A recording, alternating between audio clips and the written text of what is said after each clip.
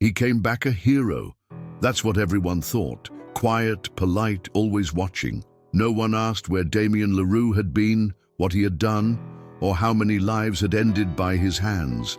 He told neighbors he had served overseas. Peacekeeping missions, he said with a faint smile.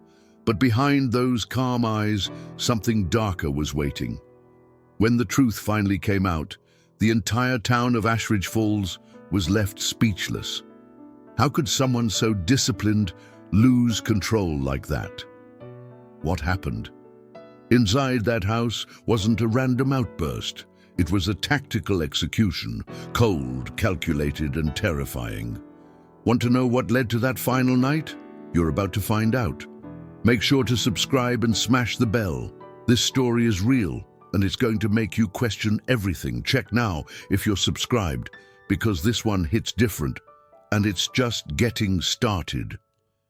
He introduced himself as Damien Leroux, a reserved man with a heavy French accent who claimed he was just looking for peace. The town of Ashridge Falls, nestled between misty woods and forgotten roads, welcomed newcomers, but not ones like him. Damien rented a small, weathered cottage near the cliffs, paid 6 months in advance, and spoke only when spoken to. The locals couldn't help but notice his military posture, the scars on his forearms, and the way he always kept his back to the wall in public spaces. Some whispered he'd seen war. Others simply called him the Ghost. Damien avoided attention. No phone, no internet, no visitors. He shopped at odd hours, never stayed long, and paid exclusively in cash. To the children in town, he was a mix of fascination and fear. "He looks like a secret agent," one of them joked, "like he could vanish without a sound." Nobody knew what he did for a living. Some thought he was a private guard, others guessed he was on the run. But the truth, it was far more complicated and far more dangerous. Inside his cottage, Damien lived like he was still in combat. Heavy blackout curtains covered every window. He slept on the floor, kept blades hidden under furniture. Every day started at 4:30 a.m. with punishing workouts and freezing cold showers. Not for fitness, for control. He wasn't just disciplined, he was conditioned. The Legion had rewired his brain, and deep down, he feared the one truth he couldn't escape. His war hadn't ended. It had just gone underground.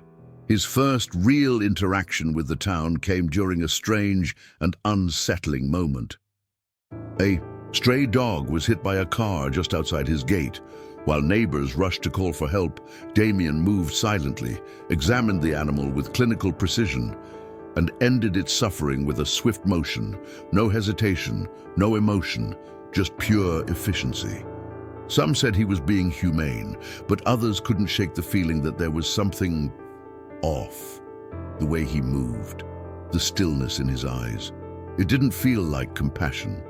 It felt like muscle memory, like something dark was waiting just beneath the surface. The whispers started after a few months. Someone at the local bar claimed Damien had been spotted with old military patches, not French, not American. When pressed, he brushed it off. "Just a souvenir," he'd say with a smirk. But one man, a retired army mechanic, recognized the insignia immediately. 2MREP, the French Foreign Legion's elite parachute regiment. That wasn't something you earned lightly, and it certainly wasn't something you talked about casually. To those who knew, it meant Damien had been trained for war zones most soldiers only read about. Ashridge Falls wasn't a place that asked questions. But Damien's silence started to feel like a wall. It was during a stormy night at the edge of town that a local named Greg Saunders found him crouched in the woods, shirtless, gripping a rusted knife. Damien didn't flinch. He just stared into the dark, breathing like a machine. Greg called out. No answer. Then, without a word, Damien stood up, walked away, and disappeared into the trees. Greg never spoke of it again, but the fear in his voice when he mentioned the encounter lingered in every room he entered. What no one knew yet was that Damien hadn't just served. He had disappeared off radar for nearly 2 years during his time in the Legion. No records, no deployments listed. According to internal documents later leaked to the press, he had been part of off-the-books operations in war-torn regions where diplomacy had failed and violence was routine, places where rules didn't apply, where peacekeeping meant erasing problems before they reached the headlines. Damien was a ghost, not because of what he remembered, but because of what he had been told to forget. At night, he barely slept. The walls of his house were scratched with markings, not words, but symbols, Legion code. Every corner of the house had been measured, reinforced, and fortified. Damien believed someone might come looking. For what? He never said. But neighbors started hearing strange noises, whispered conversations, heavy thuds, and on one occasion, what sounded like a scream, followed by hours of silence. No one dared knock. No one called the police. Damien Leroux was a man no one wanted to disturb. And deep down, they knew. He wasn't afraid of being caught. He was waiting for something or someone. It started with a break-in, or at least that's what the report said. A teenager, 17 years old, had been sneaking around properties at the edge of Ashridge Falls, filming pranks for his growing online audience. One night he picked the wrong house, Damien's house. The teen never made it past the kitchen window. According to the boy's statement, he felt something watching, turned, and saw a figure already behind him. He blacked out. When he woke up, he was lying on the front lawn, completely unharmed, but shaking and soaked in sweat. No one believed him until they saw the footage. The video, uploaded briefly before being deleted, showed something disturbing. As the boy approached the back of the house, infrared night vision caught glimpses of strange reflections from inside, dozens of small mirrors and metal tools arranged in perfect grids. Then, just before the feed cut out, a frame-by-frame analysis revealed Damien's face staring directly into the lens, from a completely different angle than expected. It was as if he had anticipated the boy's path, as if he had been trained for it. The clip vanished from the internet, but not before a few locals saved it. It spread like wildfire, in whispers. The town sheriff, pressed by parents, paid Damien a visit. Officially, it was just a wellness check. Damien answered the door calmly, smiled, and invited the officer in. What happened inside that house during the next 20 minutes was never detailed in any report. But when the sheriff came out, he was pale. He said everything was fine, case closed. But after that day, he avoided Damien completely. People noticed. At the diner, at town meetings, Sheriff Brooks never made eye contact with Damien again, and once you saw that, you couldn't unsee it. Something had shifted. People started locking their doors. Children weren't allowed near the woods. But the strangest part? Damien seemed unaffected. He still walked into town once a week, bought the same groceries, nodded to the same people, as if nothing had changed. But it had. Behind every smile, behind every glance, the town began to sense the unspoken truth. They weren't dealing with a neighbor anymore. They were living beside something trained, something patient, and something with a history that no one could understand. Not yet. The more people dug, the less they found. Damien Leroux had no digital trail prior to moving to Ashridge Falls. No social media, no former addresses, no photos before 2011. It was as if he had been created at 30 years old. A curious schoolteacher, Ms. Evelyn Hart, attempted a background check using his supposed name. The report came back flagged, sealed under Foreign Service confidentiality. That was rare. Even military records usually gave basics. But this one had nothing. Not a name match, not a birth certificate. Just a code. Classified. Foreign operations protected. But then came a call from abroad. A French ex-journalist, tipped off by an online forum, contacted the local library asking for information about a man who might have served in Djibouti, Mali, and later Syria under a different identity. He called him L'Arpenteur, the surveyor, a nickname given to legionnaires who operated in terrain mapping and field execution missions. According to his source, L'Arpenteur had been involved in covert extractions and neutralizations, always under unofficial orders. The missions were so classified that even the Legion refused to acknowledge them. Why would such a man vanish into rural America? The journalist said only one thing before hanging up. He was loyal until the end, until they betrayed him. This triggered a wave of theories. Some believed Damien had been part of a mission that went wrong, a civilian casualty, a political cover-up. Others said he had turned against his own unit, walked away, and the Legion covered it up to avoid scandal. But one thing was becoming clear. Damien hadn't chosen Ashridge Falls randomly. He was hiding from someone, or preparing for something. Either way, the silence around him was no accident. It was protection. And then came the symbols, carved into trees in the woods behind his house, burned into stone near the cliffs. Locals thought they were runes at first, but a linguist visiting family recognized one as a coded distress marker used by French operatives to communicate safe houses or drop zones. That meant Damien wasn't alone, or at least he wasn't expecting to stay alone for long. Whatever he had been part of, whatever the Legion had buried, it wasn't over. And Ashridge Falls was now the unwilling host of a story far bigger and darker than they ever imagined. It began just after midnight. A thick column of black smoke rose from the forest behind Damien's property. Locals thought it was a brush fire, but when emergency services arrived, they found something different.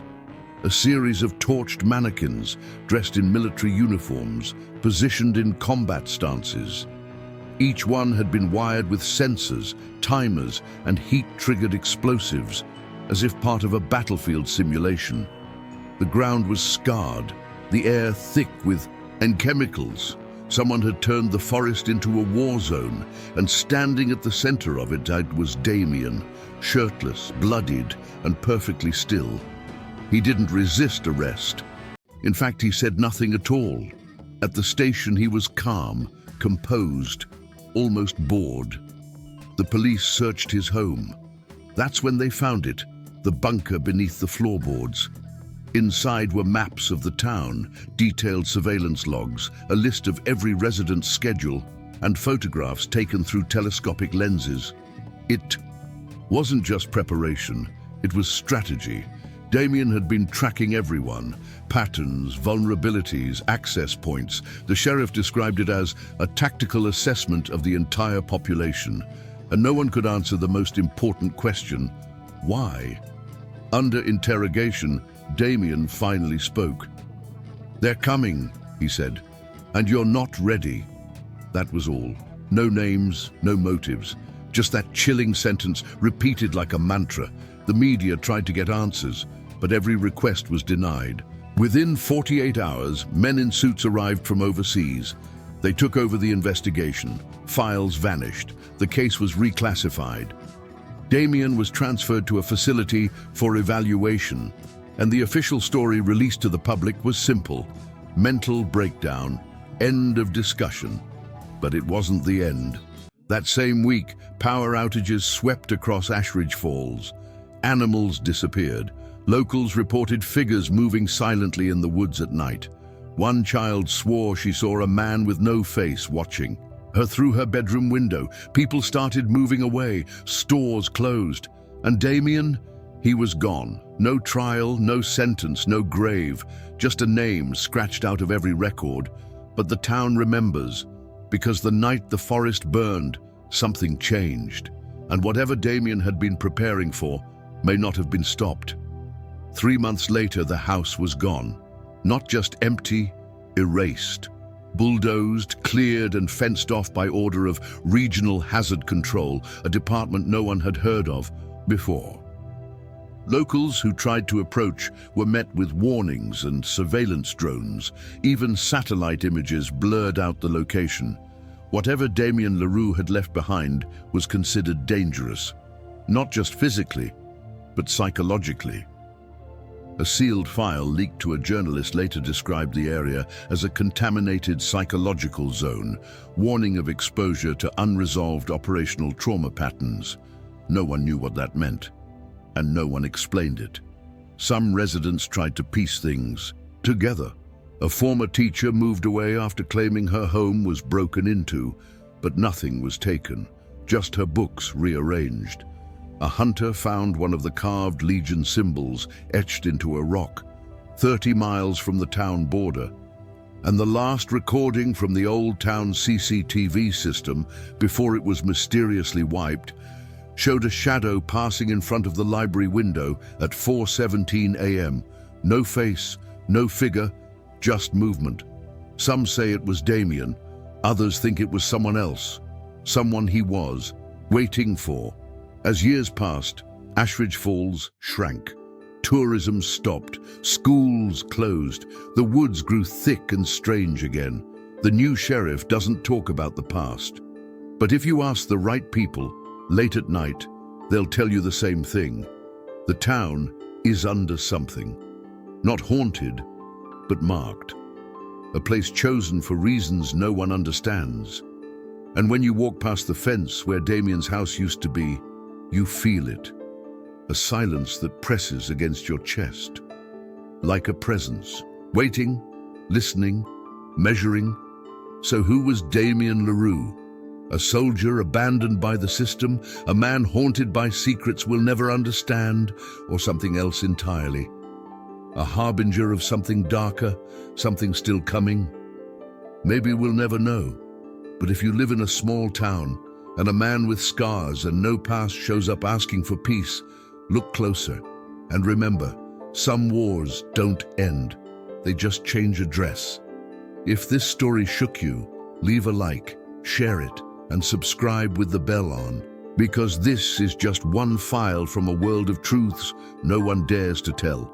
And we're only getting started. If this story made your skin crawl, don't keep it to yourself. Share it with someone you trust. A friend, a brother, someone who'd want to know what's really happening behind closed doors. Drop your theory in the comments. Was Damien a threat or a warning? And most important, hit that subscribe button and turn on the bell, because stories like this are just the beginning. This channel uncovers what others bury. You think you're ready for more? We'll see you in the next one.